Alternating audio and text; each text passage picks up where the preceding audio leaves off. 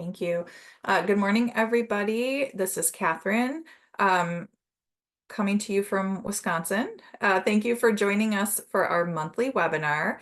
This month we have two presentations. We have information about a really exciting program we have available to our state-funded vouchers called the FLEX program, and we'll have Amanda Muncy with the Office of Homeless Initiatives doing that presentation, followed by just some program updates.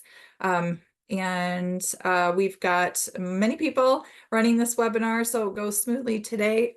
We have Kimberly Dickey on the question and answer segment. So again, chats have been disabled, but you can use the Q&A function. We will monitor those and answer them as we can, and of course, call out the questions that we can't at the right time in the presentation. I have Lynn Symington, may have to jump in should my internet bounce out, and then myself, Catherine Helgerson. So without further ado, Amanda, I will let you take it away, and Lynn, if you want to advance the slide. Perfect. Thanks, Catherine. I appreciate it. Good morning, everybody. Like Catherine said, my name is Amanda Muncy, and I will be your Office of Homeless Initiatives FLEX Coordinator. I'm excited to be here with all of you today for this Division of Housing webinar. And like Catherine mentioned, I'll be presenting on the Financial Literacy and Exchange Program, also known as FLEX. I know that I've reached out to some of you via email already, but this session is designed to provide you with a deeper understanding of the FLEX program, give you some exciting updates that we've had recently, and give you some more information on how FLEX can help you empower your state housing voucher recipients to achieve financial independence. All right, next slide, please. So for our agenda today, we'll be doing an overview of FLEX. We'll be talking about FLEX program administration and participant enrollment, case management and financial counseling, reporting requirements, FLEX escrow accounts, FLEX graduation and disbursement of escrow accounts, FLEX program resources and materials, and then hopefully we'll have some time for some Q&A at the end. And just as an FYI, this session is primarily geared toward our state housing voucher administrators, but the FLEX team will be working with other groups to kind of finalize workflows for those other groups that might be involved in FLEX as well. But overall, the program administration and workflows will be very similar to the federal self-sufficiency program for those of you who are familiar with that. Next slide, please. So just to give some background on the FLEX program, Colorado House Bill 22-1389 established the Financial Literacy and Exchange, or FLEX program, within the Division of Housing. So FLEX is really designed to help SHV participants enhance their financial literacy, increase their earnings, and invest in the future through education and the pursuit of career advancement opportunities. And as I mentioned, FLEX is specifically designed for those households that are participating in the DOH State Housing Voucher Program. Next slide, please. So what is FLEX? As I mentioned, FLEX is very similar to the federal self-sufficiency program, other than that it is state funded. There's also a few other differences that I will highlight in this presentation. But overall, similar to FSS, FLEX is a voluntary program that is designed to help state housing voucher households achieve financial security through the education, employment, investment, housing stability, and social maturity. And that is accomplished through two key features of the program. So FLEX incentivizes participants to boost their income in the form of an escrow-like savings account that grows as their earnings increase. Participants will also receive free access to case management and financial counseling or coaching to help them develop budgeting, saving, and money management skills. FLEX will also be supporting participants in pursuing career advancement opportunities through job training and education. Next slide, please. Okay, so this timeline just gives a brief overview of FLEX. I'll kind of highlight some of the timeline here, and then we'll get into some more depth on some of these areas as well. In general, in order to participate in the FLEX program, the eligible SHV household must enter into a flex contract with their state housing voucher administrator that's also approved to administer flex. So the flex contract will specify the rights and responsibilities of both parties, including a written plan for the use of funds in the flex account, which expenses qualify as eligible expenses, and criteria for successful program completion. The flex contract also incorporates the household's individual training and services plan, which I'll refer to as the ITSP, and that includes participation in case management and financial coaching. Essentially, the ITSP is the document that records the plan for the household to reach its goals. The initial term of the flex contract, you can go back to that last one quick. The initial term of the flex contract is about 5 years, but it could potentially end sooner if all ITSP goals are accomplished. And it could also be ended or extended for another 2 years for a good cause, but I'll talk a little bit more about that later. Once that flex contract is executed, the DOH will establish and administer that flex escrow-like savings account, which is interest-bearing for the flex participants, and then the household will participate in the case management and financial coaching that's outlined in their ITSP. So essentially, as their household income increases, which will increase their portion of rent that they're paying, the amount that the DOH deposits into their flex account will also increase. And then upon successful completion of the program, the flex participant will receive the full flex accounts funds. Next slide, please. All right, so flex program administration and participant enrollment. Next slide, please. Who will administer flex? So flex is designed to be a partnership between the DOH and our contract agencies, which are also known as our prospective flex administrators. So DOH will be administering the flex program, flex fund, and individual flex escrow-like savings accounts for each household. And then our contract agencies or our potential flex administrators that we're seeking to partner with will be existing DOH contracted state housing voucher administrators. So we'll be asking that they ensure that their SHV households are aware of flex. So we've created some different outreach materials like our flex participant flyer that you can disseminate to potential participants. We ask that you work with your interested eligible households to help them enroll, develop their ITSPs, and execute the contract. And then connect with those flex participants with case management and financial coaching, whether that be in-house through your agency's own services or utilizing and developing community partnerships. In regards to contract agency eligibility or becoming a flex administrator, the agency must be a current DOH contracted SHV administrator, and the agency must be currently administering SHVs. And for the purposes of flex, an SHV refers to any state-funded housing vouchers, so that might include your community access team vouchers, your homeless solutions program SHVs, your mental health SHVs, and recovery-oriented housing program SHVs. Next slide, please. All right, getting started and how your agency can administer flex. So in order to administer flex, like I mentioned, each agency will have to complete and submit the flex program eligibility verification form and receive DOH approval. Once DOH receives the completed verification form, we'll review it and respond with approval or denial within 45 days of submission. We're going to be accepting forms on a rolling basis as long as funding and program policies permit. So we do encourage you to submit your form as soon as possible. Once you are approved to administer flex, your DOH flex coordinator will notify you and offer some additional resources, including meeting with your team to do a more in-depth overview of the enrollment process and other responsibilities involved with administering the flex program. Next slide, please. And then this is an exciting new development for our flex program. Our flex participant enrollment is officially open.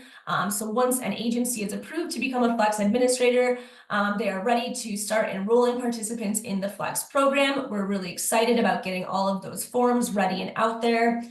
We've got a lot of other resources to help you get started, including the flex administrator checklist. We've got our enrollment forms and contracts. all available in our program resources folder. So we do ask that Flex administrators assist interested participants in completing their enrollment forms if needed. That enrollment form also includes a needs assessment that can help you develop your ITSP. And then upon review of the pre-enrollment form, if both parties still agree that Flex would be a good fit for the SHV participant, the Flex contract and ITSP would be executed and submitted to the DOH for final approval. Next slide, please. All right, so this next slide just goes into a little more detail about the ITSP. So as I mentioned, it's a written plan that outlines the participants' supportive services requested, goals, activities, and deadlines for completion.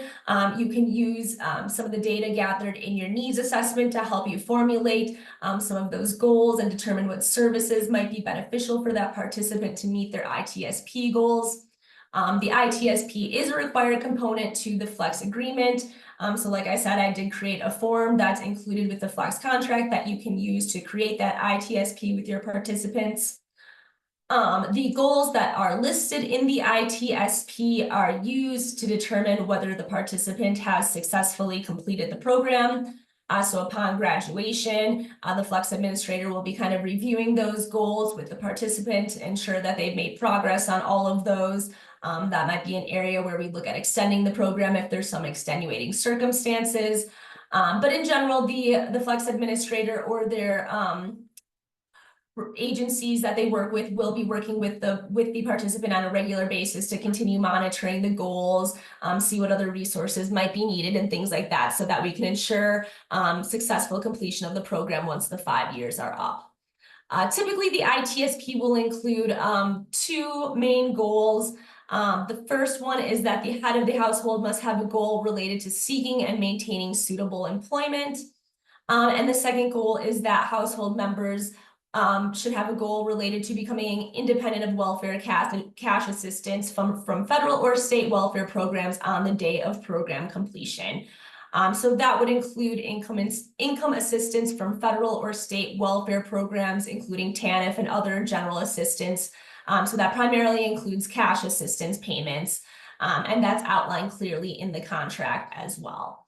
So you can take a look at that if you're interested. It's also recommended that Flex participants have a goal describing the expenses for which they plan on using their payment upon final payout. So as I stated previously, they are able to use the final payout for any purpose, but in the spirit of the Flex program, we do want to encourage administrators to help their participants formulate a goal for what they will do to use the money once they graduate. That's in line with Flex. So things like maybe putting some money towards a house or a car or towards a new security deposit, education, different things like that that are in line with Flex. But theoretically, they can use the money for whatever they'd like. That is not the case if they do choose to withdraw funds prior to program graduation for other expenses that may come up, and I'll talk about that a little bit later. But once they graduate, that money can be used for any purpose. Next slide, please. All right, just to get into the case managing and financial coaching portion of Flex. Next slide, please. So case management and financial coaching are an extremely important component of the Flex program and helping our Flex participants meet their ITSP goals. So this helps them access the services they may need to overcome barriers to employment, helps them strengthen their financial capabilities and address any other challenges that might be holding them back from successfully completing the Flex program. So like I said, the Flex participants ITSP, which is developed at program entry, will list some of the supportive services that the participant requests access and how those services will help them meet their goals. And the Flex administrators are expected to provide either directly or through community partnerships access to those services to all Flex program participants. Next slide, please. All right, so some of the different types of services and resources that we're hoping that the Flex program will make available to participants include things like job training and career development, education programs, workforce centers, things that help them promote those goals related to childcare, transportation, medical assistance, assistance with behavioral health or counseling, substance use treatment programs. So basically, we're hoping that a variety of resources and services are well coordinated within the community that's administering Flex. We do know that not all Flex participants will need access to all services or resources, but we do hope that the services that they're requesting will be honored and that their case managers or Flex administrators will be able to assist them in obtaining some of those different resources. Next slide, please.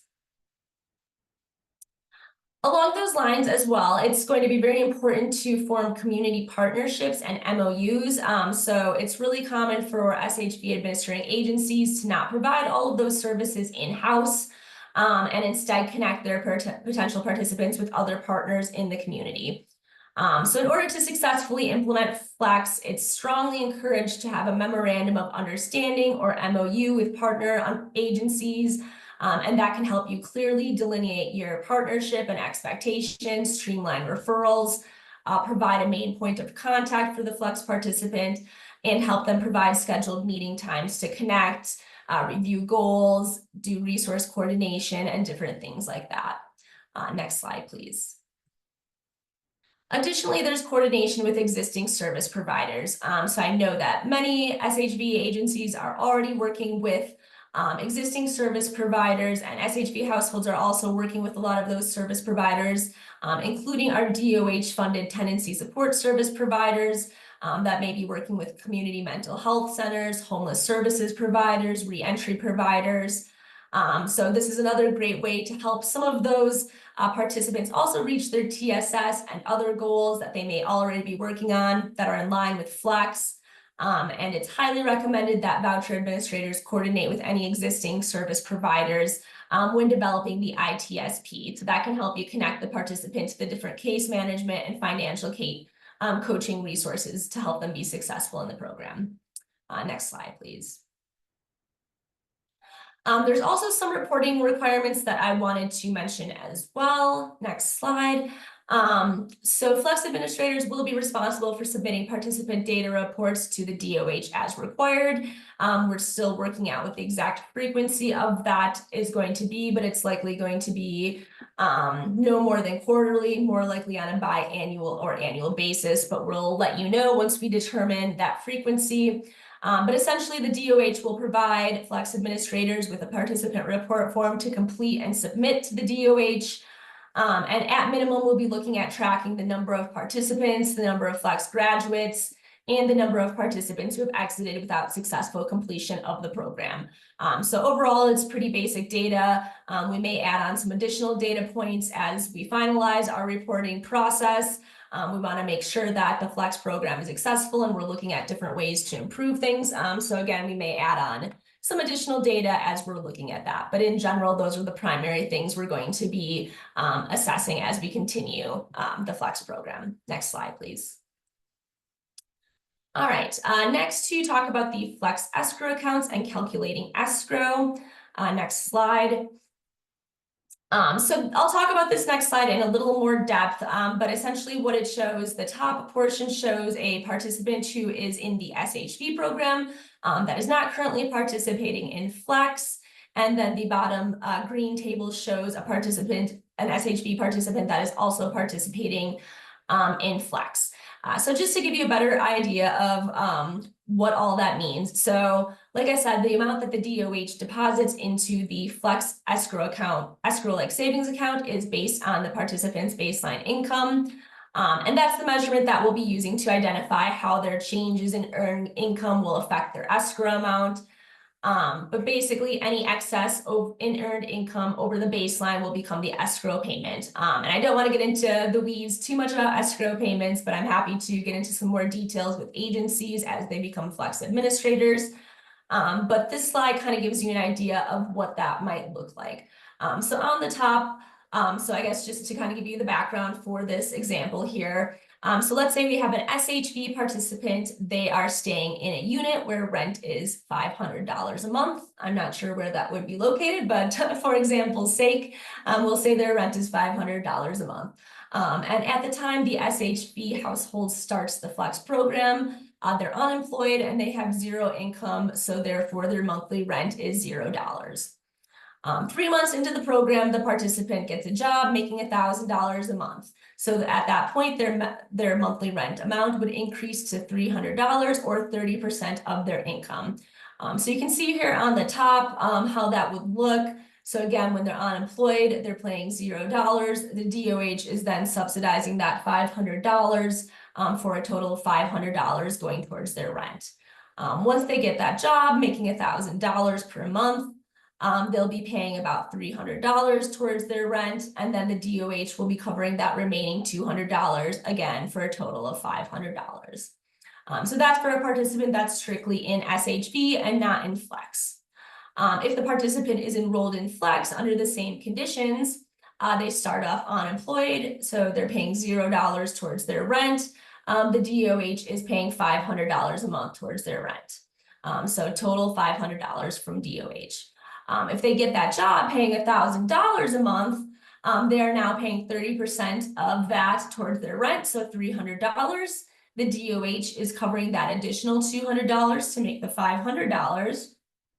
But additionally, that DOH is looking at that extra $300 in earned income, or is looking that the resident is now paying an additional $300 in rent here, so they're covering that $300 to the participant's Flex escrow account. So $200 will go towards the rent, and then that $300 will go into the household's Flex escrow account. So in the previous example with just the SHV participant, that $500 would just be going to rent. So you can see here how this would be an awesome opportunity for SHV participants to not only increase their earnings, but then also put some money aside for future incentives as well.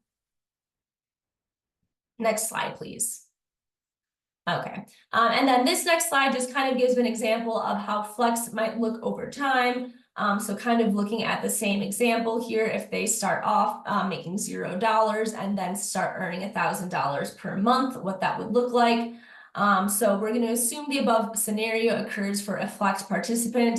Let's say they're in the 15th month of the program. They've got about 45 months left. And if they maintain their same income, their Flex escrow account will have a total of about $13,500 that they'll be able to cash out upon successful completion of the program.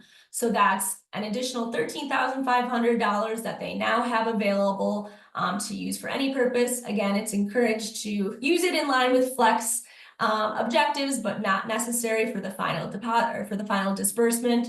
But that just gives you an idea of how much money they could be saving by participating in the Flex program versus just doing SHV alone. Next slide, please. All right, Flex graduation and disbursement of escrow funds. Next slide. So as I mentioned previously, there is an opportunity to withdraw funds early. So there are certain circumstances where Flex participants can access their account funds prior to program completion for expenses that specifically align to their ITSP goals. So for example, maybe they're trying to enroll in some community college courses, or they're trying to take a job training program. Maybe their car is having some issues that they need to get repaired in order to get them to work. All of these things are in line with their Flex objectives. So those could be potential options for them to complete an early withdrawal request. An important note along those lines is that if a participant does withdraw funds from their escrow account prior to completing the program, and then they don't successfully complete the program, they will then owe that money back to DOH. And this early withdrawal of Flex funds is something that diverges a bit from the FSS program. So I just did want to highlight that as well. We did create a policy with a lot of guardrails for the Flex eligible expenses for early withdrawal. We obviously don't want to put any participants in a position to pay back funds that they don't have available. So we've established guardrails to prevent that from happening. Some of the things we're looking at are that the participant must be successfully participating in Flex for at least 1 year prior to requesting those funds. They may only request up to 50% of the funds currently in their escrow account. So that ensures that they still will have money available should they not successfully complete the program, and DOH needs to recoup some of that funding. We're limiting withdrawal requests to 2 times per year. And the requests are approved on a case-by-case basis. So if it doesn't seem like it's an appropriate use for early withdrawal flex funds, we may not be approving that request. Next slide, please. All right, escrow payout at graduation.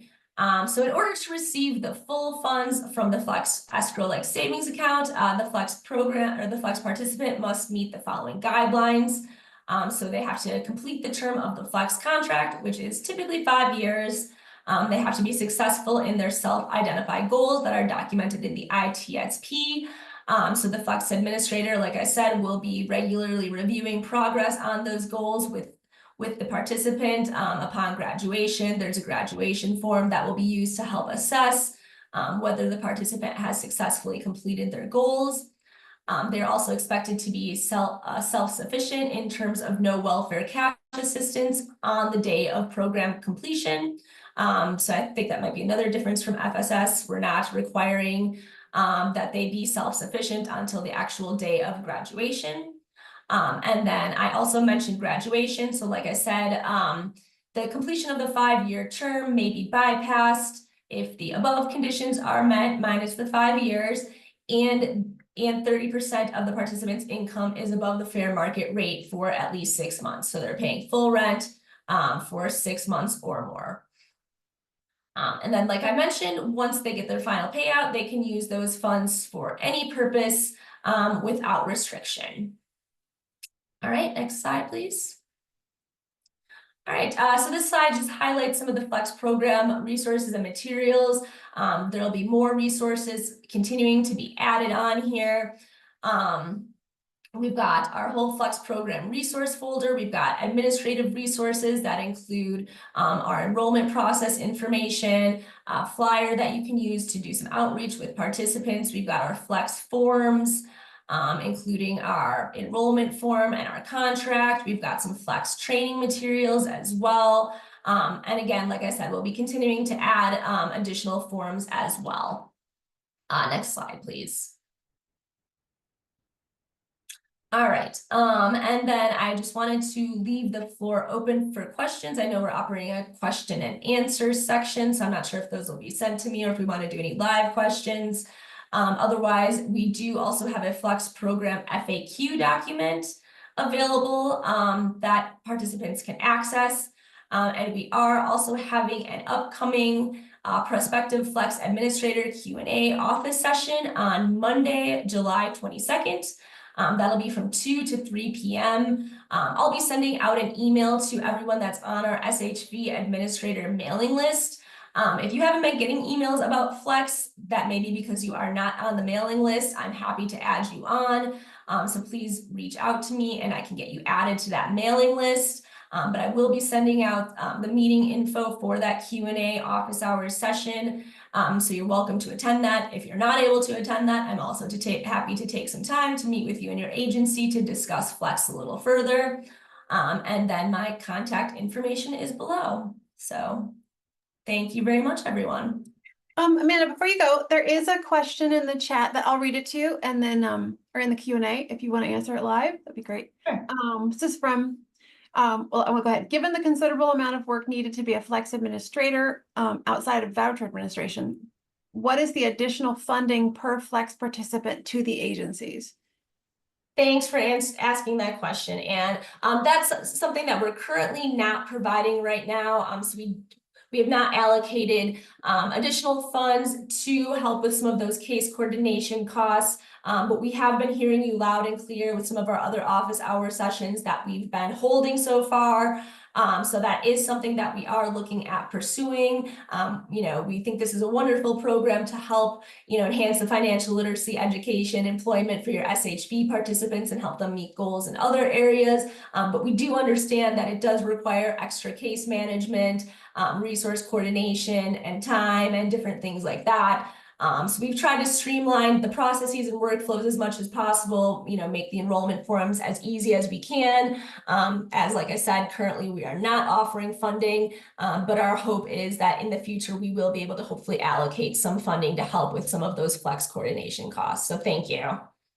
And Amanda, before we read the second question, I have to do a housekeeping. Lynn, can you please, Catherine got kicked off. She's asking me to ask you to make her a co-host, if you could. I think it's requesting that to you. Oh, Okay. okay. Thanks.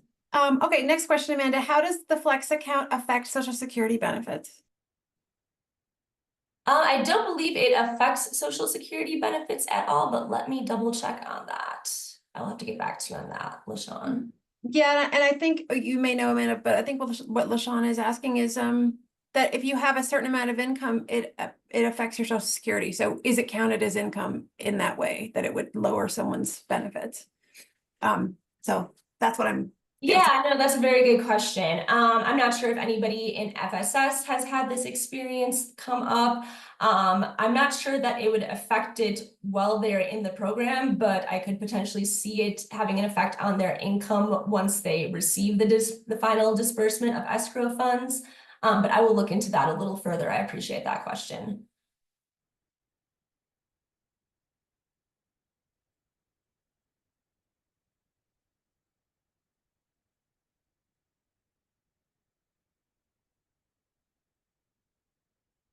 With all the questions that are on there. Thank you, Amanda. Great. Thank you so much, everyone. I appreciate your time. Thank you, Amanda. Quick sound check. Can everyone hear me? I'm now on my phone. Yes. Okay, this is going to be interesting. Awesome. Thank you so much, Amanda. We really appreciate that. If you all come up with questions later on, you can ask them here. We can get them to Amanda. I think Amanda also provided her contact information. And so feel free to reach out as well. The next section of the webinar is just going to be some program updates. And again, I apologize if I disappear. Lynn, I am pre-apologizing to you that you'll have to take over. I'll keep trying to get back in, but yes, its connectivity is dicey. So let's go ahead and go to the next slide.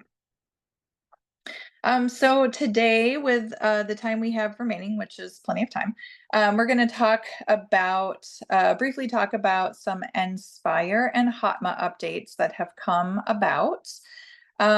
We want to take some time to review as we are coming upon our annual report card to HUD. We want to take some time to review some of the indicators and how timing of things that we do really impact our score to HUD. So we'll take some time to talk about that. And then wanted to do an update on our voucher issuance work that we've been doing. Next slide. So let's start with Nspire updates. We did send out an action alert last week, maybe the week before, just letting everyone know that HUD has postponed the implementation of the new inspection protocol called Nspire. So they've extended the compliance date for the National Standards for the Physical Inspection of Real Estate, also known as Nspire. This, of course, is the new inspection protocol that was to take over the HQS Housing Quality Standards inspection for the Housing Choice Voucher and the project-based voucher programs. It is currently in effect for multifamily and public housing, but they were still rolling out for HCV and project-based vouchers, allowing housing authorities to choose an implementation date no later than October 1st, 2024. But it is possible that some housing authorities have already implemented Nspire and are using it. That's great. The Division of Housing had opted initially for an implementation date, and we were approved of October 1st, 2024. But now HUD is extending that to no later than October 1st of 2025. So the Division of Housing does not yet know when our new implementation date will be, but it will probably be closer to October 1st, 2025. So once we do know when we are going to opt to implement the new Inspire protocol, we will of course let everyone know. This is really awesome for us because it buys us time to train all of you. We are investing in some software that will allow us to create like training and certification, official training and certification modules, and things like that for not only Inspire, but for some of our other topics that we like to provide training on for everyone. And so this gives us time to set up that new software, continue to learn about the Inspire protocols. There's some really neat resource booklets that we've been able to get some examples of that we hope to be able to purchase for everybody, or for each agency, that is. So again, nothing changing with inspections at this time. We will let you know when we have our new implementation date. That said, HUD is going to require that we adopt, we being all housing authorities, some standards related to the smoke alarm. They have not yet provided the Inspire protocol, but when they do, we'll share it. But before December 23rd of 2024, we are going to be required, or all of our assisted units in the HCB and PBV programs will be required to have either a hardwired or a sealed with 10-year batteries smoke alarm in each unit. Now, this is going to be a big requirement that we have to let all property owners know about. So we need to work on that strategy. Now, of course, our larger apartment complexes and larger property management companies and so forth will already know this, but we really are going to need to get this information into the hands of some of our smaller landlords. And so please stay tuned, because that is going to be a change that you will have to look for when completing your HQS inspections. That will not necessarily be spelled out on the HQS form. And as soon as we get that Inspire protocol from HUD, we will share that with you. Next slide.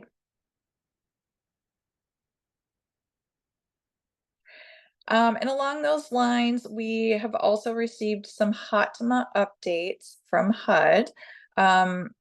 HOTMA, the Housing Opportunities Through Modernization Act, which was legislation that they have been rolling out slowly for 10 years or so, just under 10 years, that makes pretty significant changes to the housing choice voucher, the project-based voucher, and the public housing and multifamily programs funded by HUD.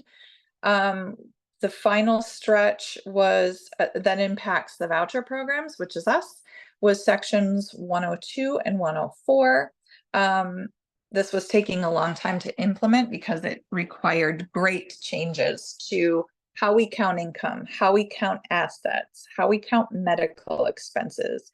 It changes so significant that the 50058 form that HUD has been using forever needed to be changed. And a kind of a information that maybe makes sense to some of you, depending on what your roles are at your agencies or not. But we have to, here at the Division of Housing, on a weekly basis, submit all of our data files to HUD for our housing choice voucher and our federal project-based voucher participants.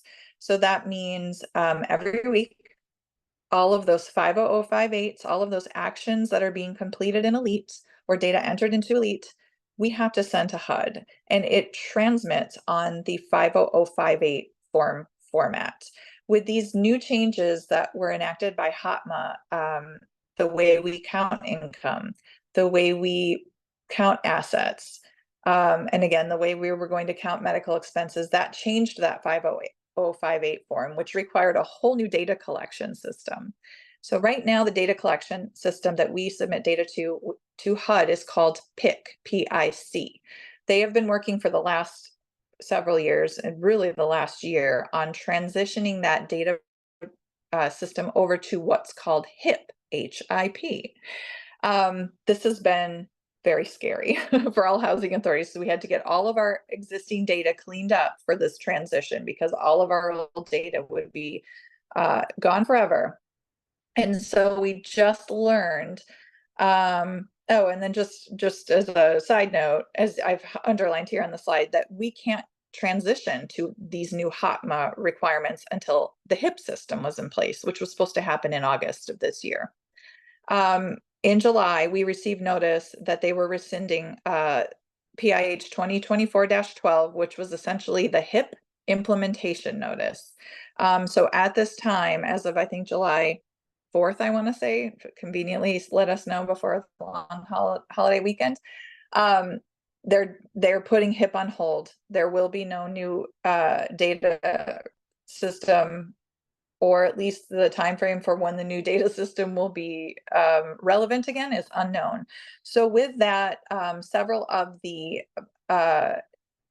parts of sections 102 and 104 of HOTMA cannot be implemented. And those were the sections related to income, assets, expenses, things related to annual re-exams, the asset limitation of $100,000 or more, the medical expense, you know, this year you get 10%, next year you get through, all of that's on hold.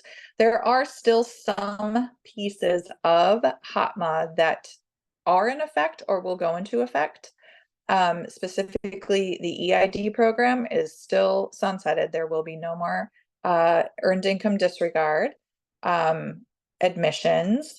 There are some updates to how we set payment standards. There's a couple updates on basically things that aren't impacting rent calculation on that 50058 form. So again, similar to Inspire, once we get a little more clarity, and actually I did just get something from our local, our regional head office that I need to sift through that gives us sort of this moves forward, this doesn't move forward. We will provide something clear. But again, this HOTMA was going to be implemented and adopted January 1st, 2025. That is again on hold. We're still required to have the two admin plans.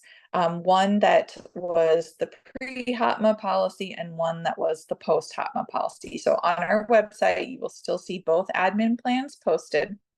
We are still required to keep those posted out there because I guess there's no telling when they're going to flip the switch back on. So just a couple updates. These, again, give us breathing room. We're not sad about it. I mean, we're sad because we do so much work to prepare for it. We take all these costly trainings and certifications to get ready. But honestly, if HUD's not ready, there's, you know, we're not ready. So again, stay tuned. We'll have some more information to share with you when we have some more information. Next slide. So that brings us to CMAP. This is, like I mentioned earlier, our annual report card to HUD. CMAP refers to the Section 8 Management Assessment Program. Every year, we are graded by HUD on 14 indicators to determine if we are managing our program in accordance, and by, let me back up. This is in regards to the Housing Choice Voucher and the Federal Project-Based Voucher Program, and also the Emergency Housing Voucher Program. So those three programs, we are graded by HUD on an annual basis to make sure that we are administering these programs the way we are supposed to be. We have to report to HUD again on 14 indicators, which I'll go over here briefly on the next slide. We're on a state fiscal year, so our fiscal year ends June 30th. So HUD wants all of our information from July 1st of 2023 to June 30th of 2024. That's our current CMAP. So obviously June 30th of 2024 is come and gone. We can't go back and fix any of the things that might be erroneous in our data, but we do have until I think the second or third week in August to get everything together and submit to HUD. Next slide. So these are the 14 indicators that we are graded on. Indicators 1 through 7, we self-certify to HUD. We have to pull together our data, do our audits and our testings and our random samplings, and share all of this detail information with HUD. Indicators 8 through 14 are HUD knows this, right? So again, we submit our data at the Division of Housing because we are such a large program on a weekly basis to HUD for our HCV, our federal project-based and our emergency housing voucher programs. We tell HUD, here's the annual, here's the interim, here's the new admission, here's the termination, this person got a job, this person, you know, added a household member. We transmit all of that data to HUD on a weekly basis. They put it all together and they tell us, here's your late re-exams. Here are all the re-exams you had due. Here are the ones you forgot to turn in. Here are all of your inspections that were due. Here are the inspections that didn't get turned in. So they know what we should be submitting, and they tell us if we are late, if we have late things. So again, indicators 1 through 7, heads up, you will be hearing from us in the next month, honestly, in the next few weeks. We are going to be pulling some random samples for people you've pulled from the waiting list and issued vouchers to. People who have moved or had a new admission where we completed a rent reasonableness on. There will be file audits of any annual move or new admission that occurred during the fiscal year that we're testing. Let's see what else. Those are the main 3 you're going to hear from us about, where we will draw samples from each of your caseloads. And then you will be hearing mostly from your SPOC on what documentation we need. And we ask that when you get those requests that you please, the turnaround time is very quick, because once we have all of that data, we have to start sifting through it and pulling it together for HUD. For the file audits, we will be processing the file audits, right? We'll have to be doing those. So as you get those requests from us, please just be mindful and get the information we're requesting back to your SPOC as soon as possible. We also have to show HUD that we use a third party, or we do utility surveys. We don't just set our utility allowance as, you know, willy-nilly, as they say, but we're actually using a third party. We're doing a survey of what the actual utility costs are. So we have to show them our backup on that. We have to show that we've done quality control inspections on the inspections that are being completed. Of course, many of you have heard from Mickey, our inspector, who's coming out and doing those quality control inspections. Indicator 6, we have to show for any failed inspection, we took the proper action. We abated when necessary. We terminated the HAP contract when necessary. We notified the landlord and the tenant about the failed inspection. We gave timeframes for when things needed to be passed. So we're showing HUD that we're following that process. Expanding housing opportunities just shows that in the briefing packet, we provide information to our applicants and new participants on where they can use their vouchers that might be a more opportunity-rich neighborhood. So we do that by providing maps in our briefing packets. We also mandatorily do that by offering the small area FMR in the Colorado Springs area. We enter what our payment standards are and what the FMR is into a database so that HUD can see we set our payment standards appropriately between 90 and 110% of the FMR. Annual re-exams, did we do them on time? We have a little leeway. If we don't do them all on time, okay, maybe we can do 5%, or 5% of them can be late before our score is impacted, for example. Indicator 10, correct tenant rent calculations. I don't know exactly how they get this information, but they just spit that back out at us and tell us how many of our rent calculation was correct. And for some, we never lose points on that. It's always 100%. So hooray for all of us. We never lose points on indicator 10. Indicator 11, this is checking if we've completed the inspection before the HAP contract was signed. So for example, if you had a new admission effective July 1st, but the inspection that we entered into Elite was July 8th, we're in violation.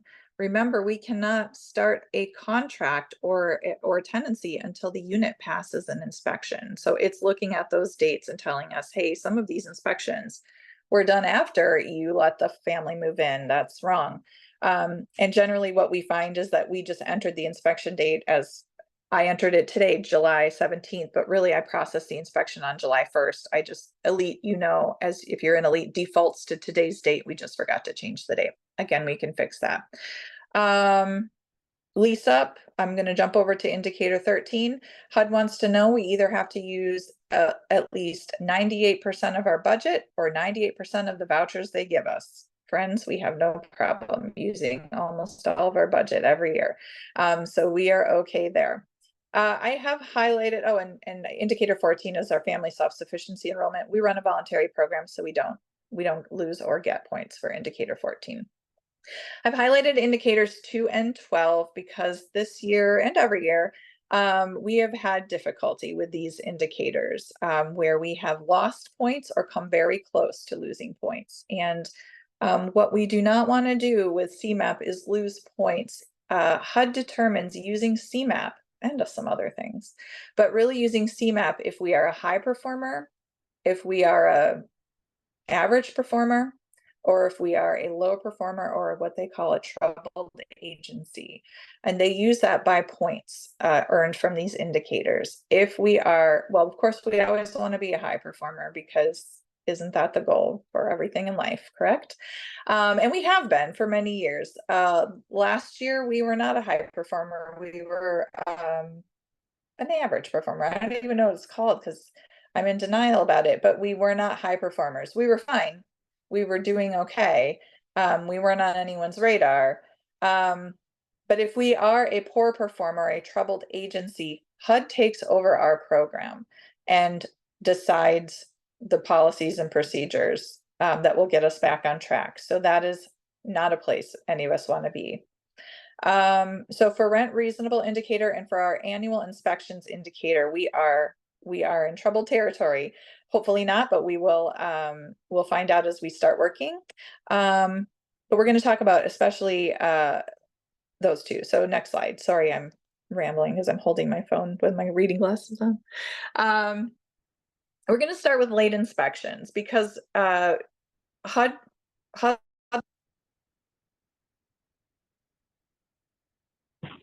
Sounds like Catherine just cut out there. All right, Linda, would you like to talk about it? Thanks. I can take over. Hi, everyone. It's Lynn Symington. Sorry, Catherine may be jumping back on if she can get a good connection.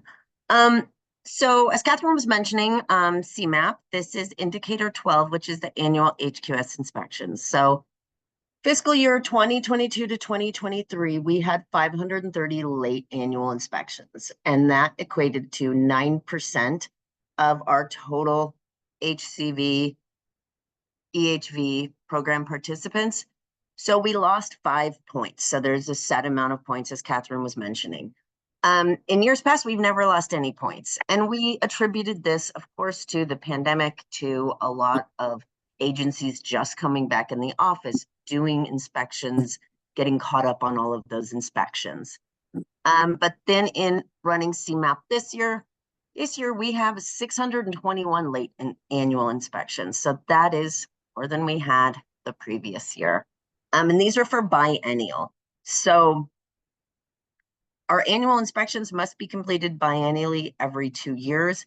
We were seeing a lot of inspections that haven't been done for 3-4 years. And so that's something that we're internally going to really be working on with agencies, is to get on track with those inspections. I do understand capacity, and there have been staffing changes with agencies, but we are really going to be hitting home on these annual HQS inspections, and your SPOCs are going to be working with any agency that has a large number of late inspections. As Catherine said, we really strive to be a high-performing agency. Last year, we were a standard performing agency. And this year we probably will again, just due to some factors like these. And so what we're going to do with late HQS inspections is within the next week or so, SPOCS will be providing the annual inspection report for tracking and scheduling. And they may be setting up maybe a time to talk if your agency has a high amount of late inspections. And I do want to say kudos to people, because I would say 98% of our agencies out there, you're doing an amazing job, and you maybe have 1 or 2 late inspections, maybe none. So I do want to say people are doing a great year, I think, or a great job. I think that for some of these, it just kind of fell through the cracks, or there was a lot of turnover at an agency, and we're here to just help you get back on track. And you can work with your SPOCS on what's a plan moving forward. I know we worked with a lot of agencies right after the COVID waivers and all of that, of getting back on track with those inspections. And a lot of our agencies really worked over the past few years to get those caught up. And so we're here to assist, to come up with just best practices or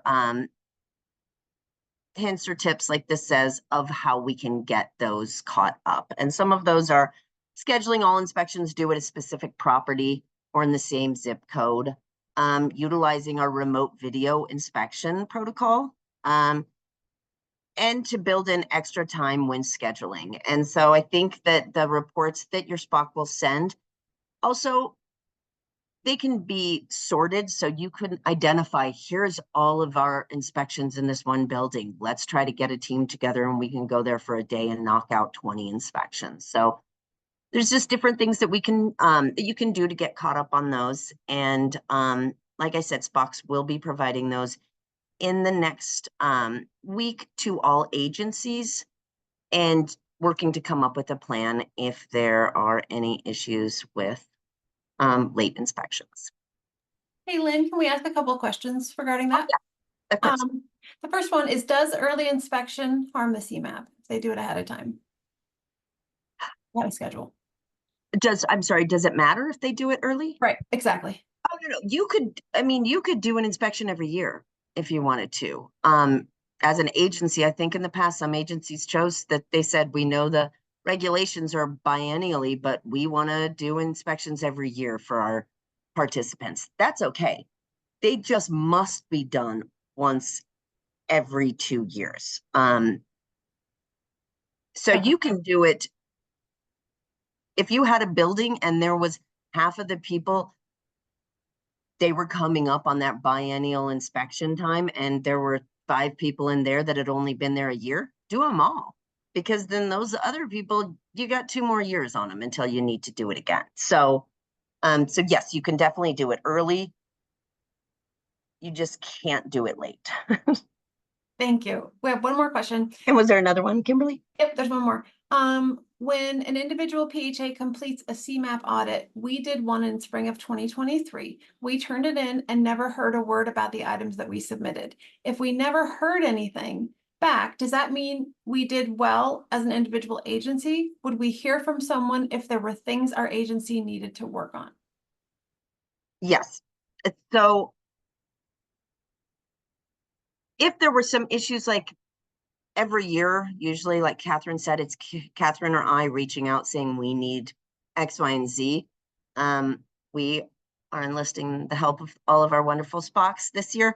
But if there were any issues with those, we would be reaching out. And we are in the process, hopefully in this next year, what our goal has been, and prior to COVID, we used to do this where there was more of a specific standard of monitoring for agencies that SPOCS would monitor, and then you would get an official letter that would be sent to your executive director and your manager saying, we did this official monitoring. Here's how your files looked. We're working to get back to that, because I do think that feedback is valuable. And you guys are, doing a wonderful job. And I think sometimes that can also be helpful. And that is feedback that can be positive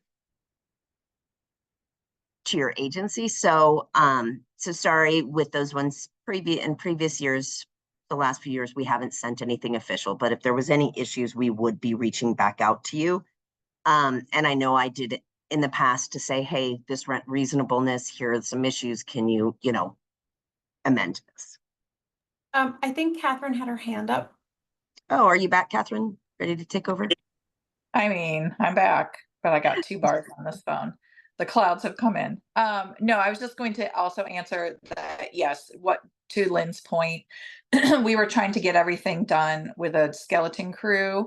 And yeah, you would have only heard from us if there were issues that needed to be fixed so congratulations to you, whoever you are, that you didn't hear from us on whatever you turned in. And Lynn, I don't know if you want to just keep going. I worry I'm just going to disappear again and not realize it and talk to nobody. Sure, and But jump I'm in, here. Okay. because I think I'm gonna go through these pretty fast.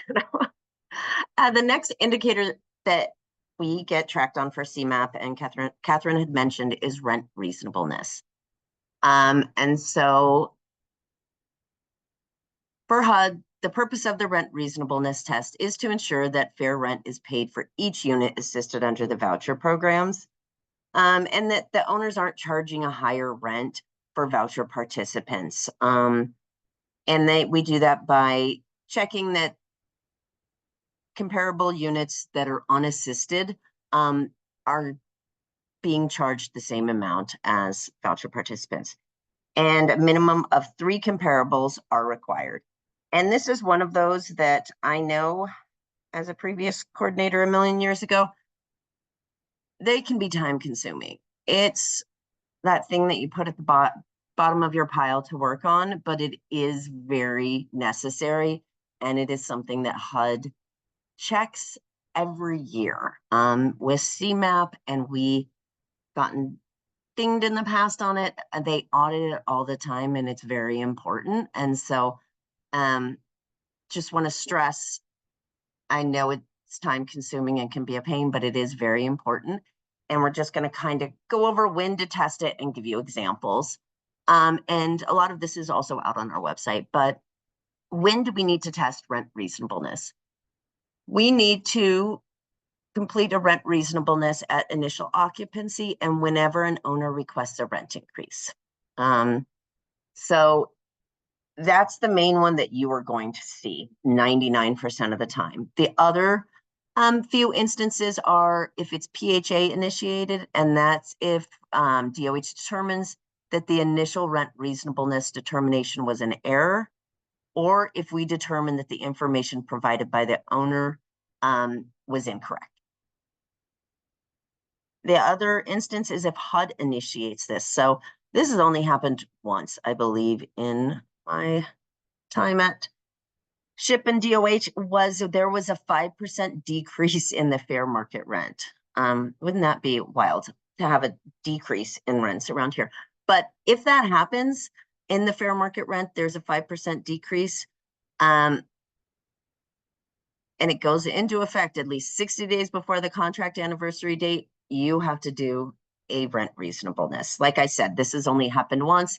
If that ever occurred, we would be monitoring that and we would be reaching out to that specific agency. I don't imagine that this will ever happen. And then at any other time, HUD or PHA requests it. So that's when you're required to do rent reasonableness. But like I said, it's usually moves, new admissions, rent increases. So comparability, HUD regulations state that to do a rent reasonableness, we need to compare these. We must take these following things into consideration, these 9 factors: the location, size, type, quality, age of the unit, amenities, housing services, maintenance, and utilities. And here are the common rent reasonableness errors that we see. And we'll go over this a little bit more, but that forms were not completed in their entirety.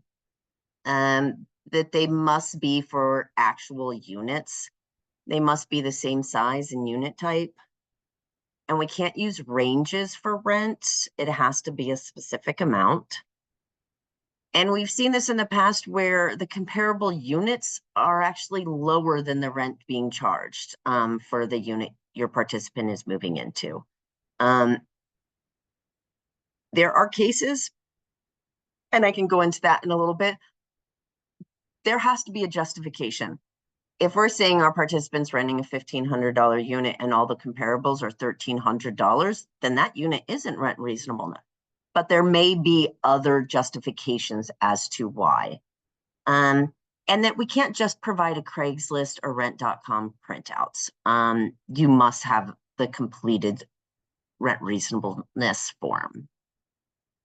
So here are some examples. Don't do this. Do not select a property that, excuse me, has a price range listed for various units based on square footage or differing floor plans. So this one says 1 bedroom. It's anywhere from $1,525 to $1,599. This is not, this is not what we can do. We need to know what unit is actually available and what is the rent. It can't just be a range and a make-believe unit. It actually has to be a unit that they have ready to lease. And again, we can't substitute this image for a completed form. So this would be one looking on Craigslist or apartments.com, that this unit, it has the address and it's a specific unit number, so C13. It gives the number of bedrooms, a specific rent, it has square footage. So that's what we want. We want the exact rental amount. And this is also on our website, but this is just the rent reasonableness form. And probably one of the biggest errors I see is that when it is an apartment complex, not comparable 1 and 2 must be at the same complex, but unsubsidized units. This is why it's very important to have those landlords fill out that RAFTA for new admissions, especially because they're already doing that work for you. On the second page of the RAFTA, they're required to fill out that section that says, please list 3 comparable units that are unassisted. And so hopefully, if they're filling that out correctly, you're able to grab those first 2 comparables from that RAFTA. Then that last comparable number 3, just needs to be outside of that complex, but within the same zip code. And with landlords requesting rent increases, they do not have to fill out a RAFTA. They can just send you the notice, but you can always ask them to fill out the RAFTA, because then hopefully they would give you those 2 comparables and you won't have to do that work for rent increases. But again, we can't require a landlord fill that out for rent increases, but sometimes it helps reduce the burden on you guys. So Lynn, I'm going to jump in real quick. And I'm so sorry I missed this. And I will do a follow-up with this is an old example where it shows just the subject unit and comparable 1 have to be in the same complex if it's an apartment. You said it correctly, but our example here is showing it wrong. Subject unit and comparable 1 and 2, whenever possible, need to be in the same complex. So when I do a follow-up email, I will send the updated example, and my apologies for popping the wrong one in there. Just so people are clear. Comparable 1 and yeah, well, because we're so used to the right one, and that comparable 1 and 2, whenever possible, need to be from the same complex if we're doing a complex. I will correct that. Sorry to interrupt. Oh, no problem. I'm sitting here pointing to it and I'm not even reading what I'm pointing to. So yes, I'm sorry. We'll get that updated form. And then just make sure the type of unit is the same and year built. We want it in general to be in close, not proximity, timeline. You may see certain places that have been rehabbed, or they've done a lot of work on it. So even though it was built in the 1960s, they just updated it in 2021. If that's the case and you're comparing it to other new builds, put that put notes in there. I think that is the biggest thing, that if there is something of why you had to go outside this zip code, and this happens in rural areas a lot, a 2-bedroom house or a 2-bedroom, condo in a rural area, to find another comparable in that zip code may be difficult, and you may have to branch out a little bit. Write notes on this form. If the rent, like we said, is a little bit higher, but all utilities are included for the the comparable over here, write that out. HUD looks at these, and if they go, what's going on? Why are these rents different? They're not going to want to dig into it. But if there is a note there explaining here is why, and I kind of say best practice, I would say within, depending on the area, 10 years for year built. We don't want something that was built in 1980 compared to something that was built this year. If you're having a struggle, talk to your SPOC. I think we can always make exceptions, but kind of rule of thumb, I would say, and HUD doesn't give us guidance. That's always the tricky part, when they just kind of leave it gray. They don't give you guidance, but it needs to be comparable. And then also a thing that I've noticed is not maybe checking that little checkbox that says it is, and signing and dating it. That's important. We get these in sometimes and they haven't been signed. So, I guess that was it for that. So, Sorry, I don't know if there's any questions, before I move on. There are, and I haven't been looking at them. I just saw there's a bunch, so my apologies if I haven't answered them. Okay, there's 3 questions. For the first one, if an apartment complex lists a range of rent for a unit type, can we still use it if we only record the lower end of the rent range? The only way I would say that would be okay is to contact that apartment complex. Like I said, it actually has to be apartment number whatever. And so you would need to say, and it could be, I know a lot of those ranges are because those apartments they have 30%, 40, 50, 80% AMI units, maybe they're LIHTC units. And so that is determining the range, but we can't use a range. Like, we can't enter on this rent reasonableness form a range to say rent to the owner. If you call them and they confirm it, perfect. Put the lower amount. But we can't just guess. Sorry. The next question is, for the year built, many searches do not show the year built. Is NA acceptable, or do we need to search public records for the year built? And I'm going to jump in before you answer, Lynn, that I usually Google it, and I've never not been able to get the answer on Google. I don't think. Yeah, I think we can't put NA, and it is kind of a pain. Sometimes when I look, I've been doing a lot of rent reasonablenesses lately, but I think sometimes I try to, even if I find a unit in a different, on apartments.com or on something else, I then put that address into Zillow, and a lot of times Zillow will give me the year built. So then I've tried to just go more with Zillow. I don't know if any other people who do a lot of those have any tips, but also, yeah, then you would have to do a property search, which a great tool on our website is links to assessor's website for all the counties. So whatever county that you're in, it might be worth it to bookmark those, but you can put in any address there.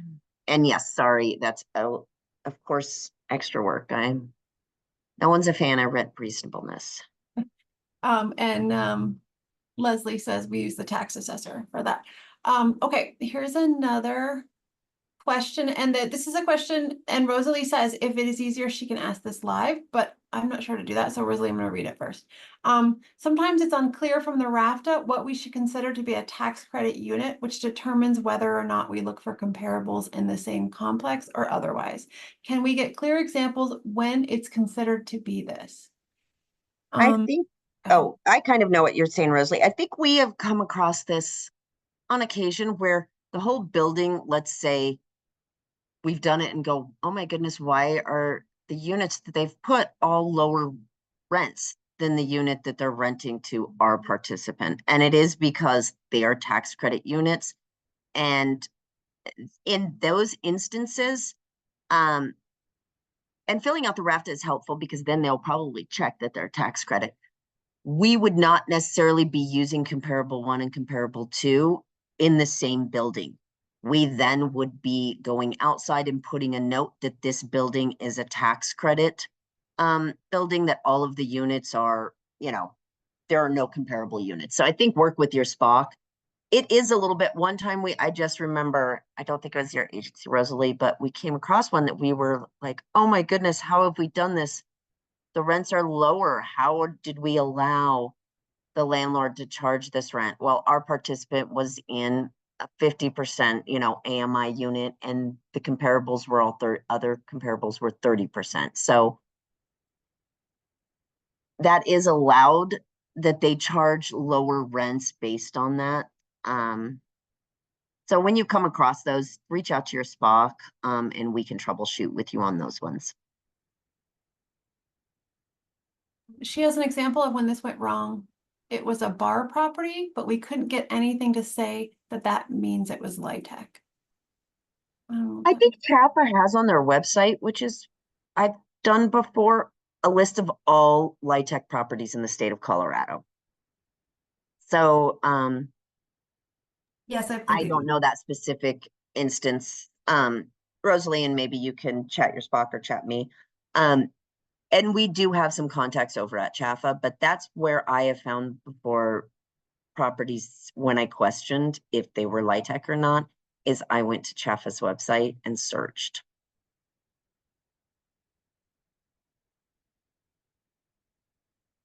Any more questions, Kimberly? That's all the questions for now. All right. So yes, as Catherine had mentioned, SPOCs will be reaching out because this is one of our indicators, and so we will be requesting a lot of rent reasonablenesses from a selection, a random sample of participants. And we do have one more question. Oh. If a unit rent is more than the comps, but some utilities are included and the listing does not include utilities, and the rent is lower by 100 to 200, is that reasonable? I think the listing would have to say if utilities were included or not. I think that is that hard piece that we are technically supposed to be calling up all of those instead of you. Technology is great, but also if that listing doesn't say all utilities included or must pay this, that is a phone call. The only way the rent, like the comparable unit, if our subject unit's rent is higher, but all utilities are included, than a different comparable, then there has to be a reason to say, okay, comparable 1, let's say it's a house, the rent's $200 less, but they have to pay all utilities. That would then maybe be a highlight or a note on that form to say, hey, the rent's less, but they're having to pay water, sewer, trash, electric. But I would request, if that listing on Craigslist or Zillow doesn't indicate if utilities are included or not, that our guidance is that you should be contacting and just saying, inquiring about this unit for rent, are the utilities included or not?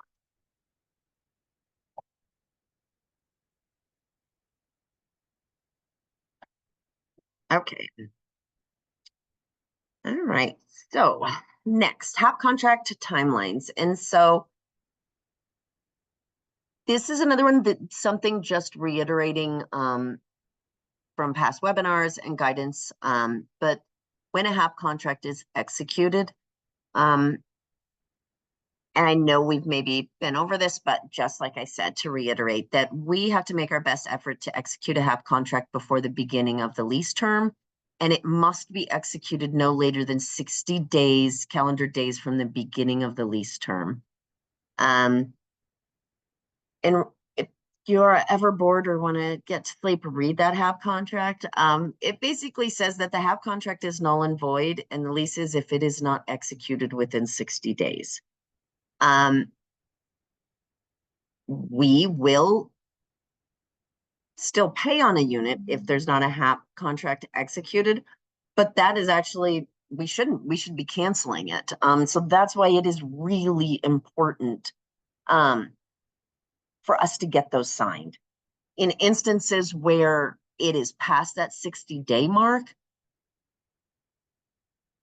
we ask you to either try to work with the landlord, maybe they'd be willing to do a new lease and HAP contract.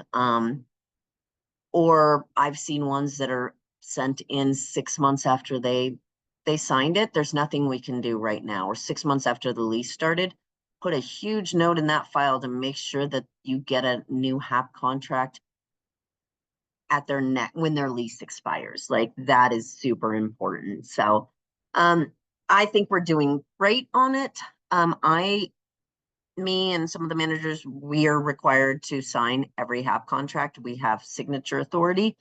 And so we maybe do see, maybe there's some agencies where I'm not seeing a lot of HAP contracts from. That makes me a little bit nervous. And so just a real reminder, we really need to get those HAP contracts in.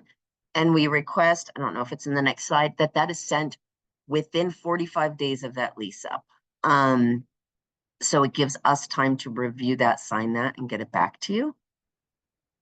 It says if the HAP contract is executed during the period of the 60 calendar days, the PHA will pay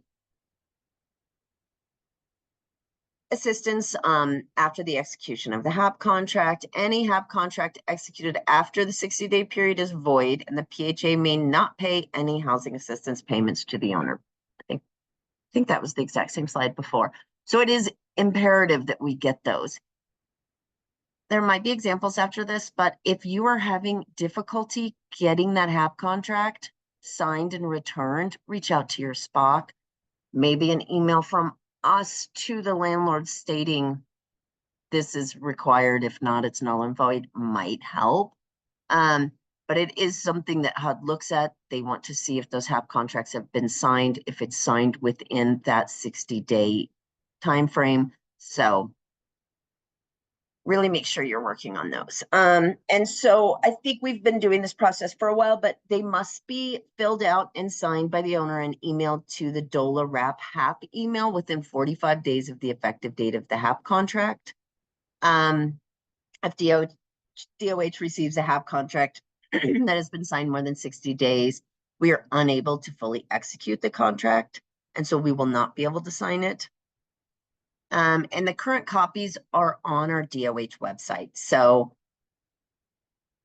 not saying we won't sign ones that maybe have Rick Garcia, our previous executive director, but please make sure that you're using those newer ones. And then just a reminder, once we send that back to you, please make sure you're sending the fully executed HAP contract to the landlord. So that is part one.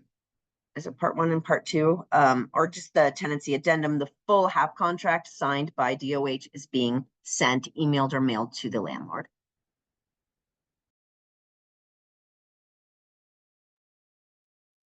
Okay, timelines. Sorry, we just got another question. Forgive me. If the HAP contract gets sent over to DOH to sign and does not come back and then perhaps falls off the coordinator's radar, do we get a ding on our audit if we never received it from DOH?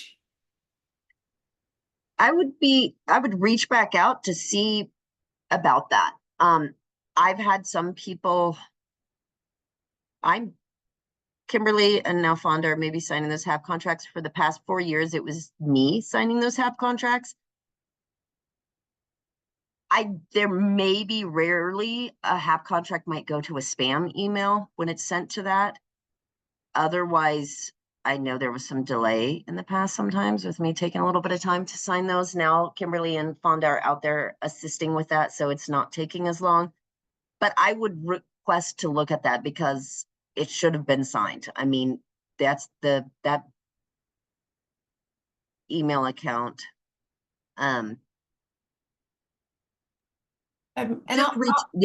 Just reach out. And I do want to say that anybody who has asked in the past for old HAP contracts to be sent to say, hey, this one, we maybe had staff change. This was from a year or two ago, and I would go back and search.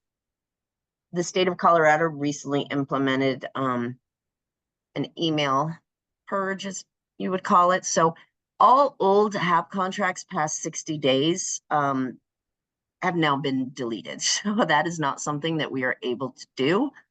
Moving forward from now, we will be able to retain those, but just, I know in the past I would get a lot of emails saying, can you look for this HAP contract? We will not be able to do that. So apologies. And someday in the future, maybe we will, but not now. And I wanted to add one thing just because, Rosalie, and then she asked another question. Rosalie, unfortunately for Lynn, mostly, I have to leave yours for Lynn to sign because of the encryption that it comes from your agency. I don't have the password because it's a shared email address, and maybe we'll work on that on our end, but yours are encrypted, so they may take a few days longer because only one person has the password, but we seem to get them all. And to answer your next question, does that need to be signed by DOH in the same 60 days? Lynn? Yeah. So I Okay. mean, from the effective date, if the effective date of the HAP contract was June 1st, both the landlord and DOH must sign that by the end of July. So it's 60 days to have it fully executed. Thank you. That looks like the last question. Okay, next we're just going to kind of talk about timelines for annual reexaminations. That was another indicator from CMAP, and we are reviewing those and trying to clean that up because we had quite a few hundreds of annuals that have not been completed. And so a lot of those we're looking into terminating because they haven't been done. But this is just a reminder for everyone of the timelines for completing annual reexaminations. So they must be completed in Elite, or if you're not in Elite, submitted to your SPOC by the 20th, 2 months prior to the effective date. So this is approximately 40 days before the effective date. So by Friday of this week, your SPOC, either you should have entered or sent your SPOC all September annuals. They should be completed. So it's just really important that we get those in, and there's several reasons why. But why we want them at least on or before the 20th. So definitely don't hold all your actions to send on the 20th of each month. But that gives our staff 10 days to review and finalize those actions, and also reach out if there's something missing or if there's a question. And then we also need to, or want to, provide those participants and landlords with the required 30-day notice of rent change.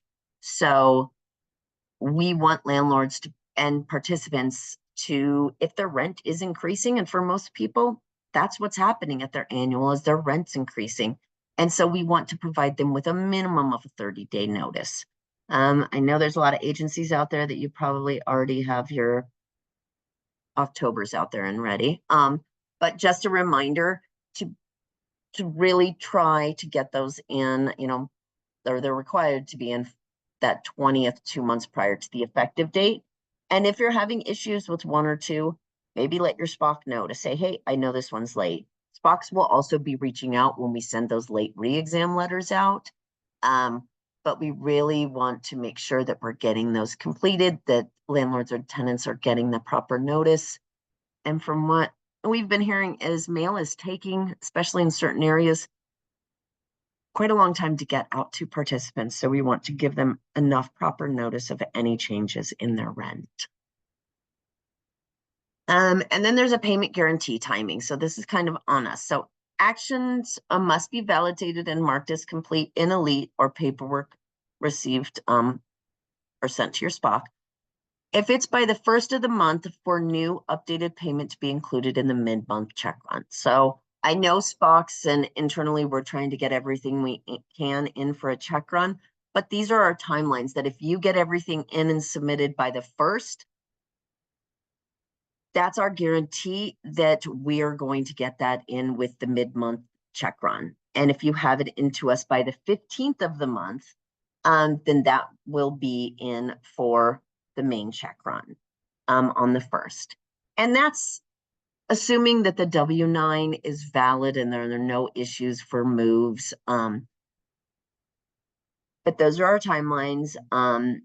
Moves and new admissions actions received by DOH more than 60 days beyond the effective date may not be processed.